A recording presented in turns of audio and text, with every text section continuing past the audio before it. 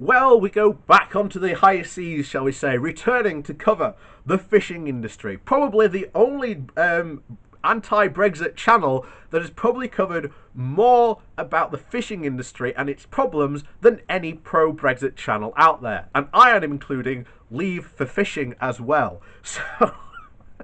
So that's a bizarre claim that I can actually make now. But who knew? Who knew? It's like when you cover these subjects and you have an interest, you actually start to see more problems and can find more solutions to these problems.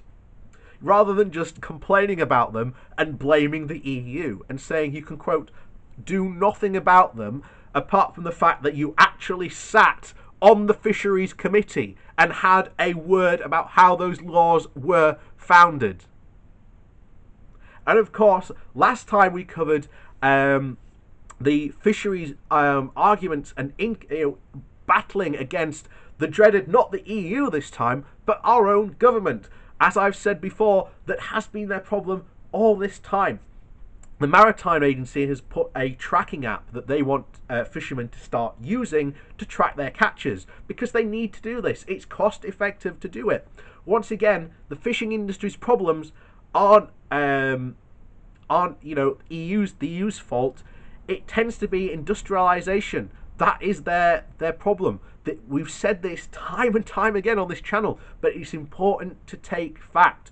These small and tiny boats, which make up a large percent of our fishing industry, versus these massive trawlers. One small boat does in about a month what these massive trawlers do in about a day. So as a result, all the fishing quota has gone to these massive trawlers. And as a result, they've been left with these small quotas. Is it fair? Is it valid? I think in terms of environmental protection for our future fisheries and preserving the fishing industry, I think quotas aren't going to go away. They are going to remain. But you now have an interesting situation where almost all these guys have suddenly gone, we've left the EU, but these guys are now causing us problems. Let's complain about them. So today we go to the National, and this is there we go. This is the newspaper that supports an independent Scotland, and the headline from this newspaper, hold on to your hats: Brexiteer blasts immigration plans as catastrophic for fishing industry. One of Scotland's staunchest Brexiteers has blasted Boris Johnson's post-Brexit immigration plans, warning they will be catastrophic for the fishing industry. Speaking on Radio 4's Today programme, Jin Banch, the CEO of the Scottish Seafood Association, warned that any sea of opportunity coming from Brexit would be lost if processing firms were forbidden from hiring workers from overseas. Buchan, I think that's how you say it, a former Tory candidate who joined Nigel Farage in the flotilla on the Thames ahead of the 2016 referendum, said that the northeast of Scotland was 70% dependent on migrant workers. Asked if the industry would be able to attract local people into these jobs, he replied, "This is a story where we've become the victim of our own success. We've raised the bar for how we want our own people to live their lives. We've created education routes. We've encouraged people to seek different careers. We're in a very low employment area with oil and the gas and light industry. So getting local people to do the task of the fish filleting and the skills that are needed here, we've just found it very, very challenging. And it has been a void that has been filled by freedom of movement of people across Europe who've been willing to come here and fill these posts." The government's new migration proposals, revealed earlier this week, would see a points-based immigration system brought in with overseas citizens needing to reach 70 points to be able to work in the UK.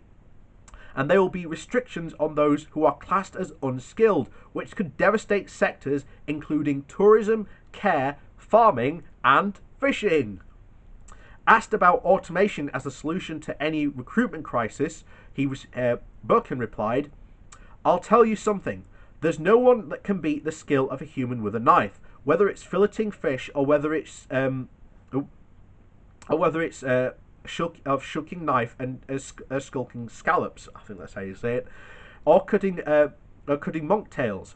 These are all tasks that to date can't be done by the machine. He added, if we cannot get the people into the factories, then any sea of opportunity that Brexit can provide is going to be economically lost. I think the fish will still be caught and the fish will still be bought and sold, but the economic benefit to Scotland is going to be catastrophic. Because we will not be able to compete in a global market if we cannot get workers in the factories. Following the referendum result, Barkin, a veteran skipper who became an unlikely celebrity thanks to a hit BBC documentary Trawlermen, said it was the realisation of a long-held dream. When I saw the results come in, I felt jubilation and a huge sense of relief, he said. We fishermen have been campaigning to get out of Europe for decades. Oh, and that's it. And I have no sympathy for this guy. These guys were warned over and over and over again who their problem lied with. It was not with the EU. Their problems were, first of all, that their representatives in this area were not doing their jobs, and that can be laid directly at Nigel Farage. If you are a fisherman and you see Nigel Farage, you are morally obligated to start throwing kippers, mackerels, whatever fish you can at him, because he is the one that has been screwing you over for decades at your expense. All this talk of supporting you has not translated into anything tangible. Farage is all talk and no bite. If you see this today and you are a fisherman, Nigel Farage has a regular radio show on LBC. What I would urge you to do is this. Organise a mass phone call to Nigel Farage constantly. Just bombard his phone lines. I think it shows like an hour between like 6 and 7, I think, or it's 6 till 8. I can't remember now. But just bombard this guy's phone lines and ask him, what has he done to help your fishing industry? He has done nothing. Now you'll say, oh, we got out of the European Union. The European Union, where 80% of your catch goes to.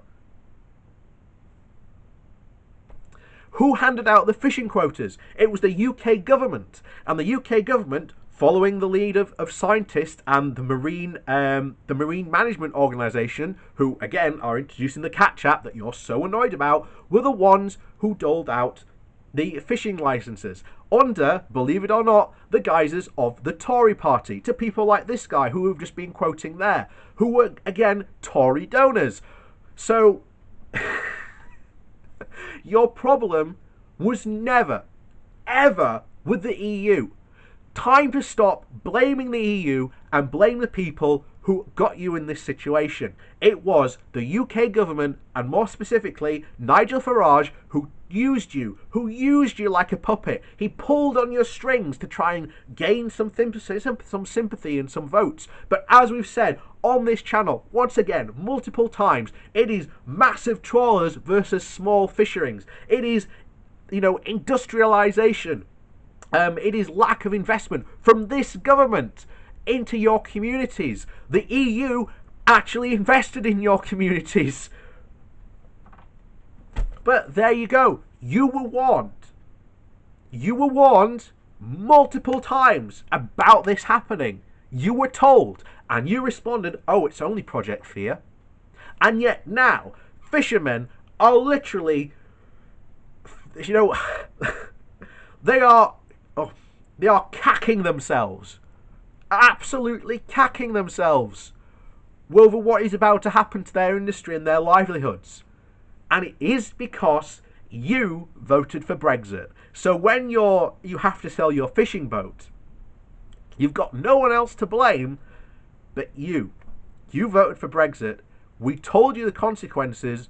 You didn't believe us. And now those consequences are coming home to roost.